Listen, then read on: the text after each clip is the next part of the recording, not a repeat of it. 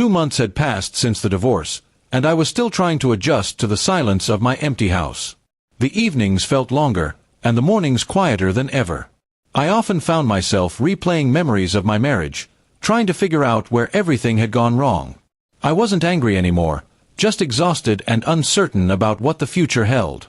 One rainy evening, as I sat with a cup of tea, there was a knock at my door. I wasn't expecting anyone, and visitors had become rare since the separation. When I opened it, I froze. Standing there was my ex-wife's younger sister, Emma. She looked nervous, clutching her umbrella, her eyes avoiding mine as though she wasn't sure if she should be there. "Can I come in?" she asked softly. I hesitated but stepped aside. It was strange to see her here.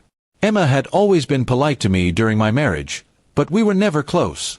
The weight of our shared history, the broken marriage with her sister, hung heavy in the air as she sat down. She explained that she hadn't come to stir trouble. She said she had been struggling with guilt, knowing things about the marriage that I didn't. My stomach tightened, and I braced myself for what she might reveal. I thought the divorce had already closed that chapter, but apparently there was more hidden beneath the surface. Emma admitted that my ex-wife had been unfaithful long before the separation. She had tried to warn her sister, telling her it was unfair to betray me, but her words had been ignored. Emma looked at me with regret, saying she felt it was wrong for me to continue living without the truth. Her voice trembled as she confessed everything, and I could see the burden it had placed on her. Hearing the details left me stunned. I had suspected lies, but I never had proof. I had chosen to walk away peacefully, thinking the love had simply faded. Now I realized my trust had been broken long before the papers were signed.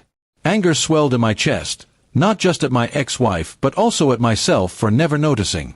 Emma reached across the table and said quietly, "You deserved better." I couldn't stay silent anymore. For the first time in months, I felt seen, not as a failed husband but as someone wronged. Her honesty brought a strange mix of pain and relief. Pain for the betrayal, relief for finally knowing the truth. The conversation stretched late into the night. She spoke about how my ex-wife had changed, becoming selfish and careless with the people who loved her. She admitted their relationship as sisters had suffered too. Emma seemed weighed down by the choices her sibling had made, almost as if she carried part of the blame. I thanked her for her courage. It wasn't easy to stand against family, and I could tell she had struggled before coming to me. She looked at me with sincerity, saying she wished I could finally move forward, free from the questions that haunted me. Her visit, though unexpected, felt like a turning point. But that night, when the door closed behind her, something inside me snapped. All the months of restraint, of trying to be the bigger person, suddenly felt like weakness. I couldn't stop picturing the lies, the nights my ex-wife had spent away, the smirk on her face during our last argument. My hands trembled with rage I thought I had buried. I decided I couldn't let it go. The next morning, I drove to my ex-wife's house without a plan, just a burning need to confront her. Emma's words echoed in my head as I knocked on her door. When she opened it, the shock in her eyes was immediate. She tried to speak, but the fury in me drowned out everything.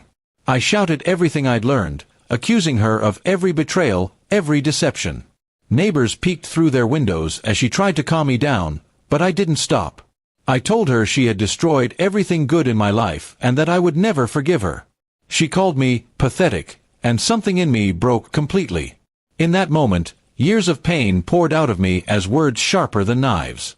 I didn't touch her, but I destroyed her carefully crafted image in front of everyone, shouting about her affairs, her lies, her manipulation.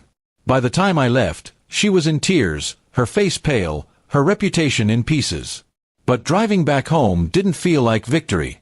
It felt hollow, like burning down a house you once lived in. The anger had scorched everything, leaving only ashes. Emma texted me later, saying she'd heard about the scene and was disappointed. I never replied. 2 months after my divorce, I thought I had been moving toward healing. Instead, I had torn open old wounds and set fire to what little dignity I had left. My ex-wife lost her mask, but I lost something too, my peace. The knock at the door had given me the truth, but it also dragged me into darkness I might never escape.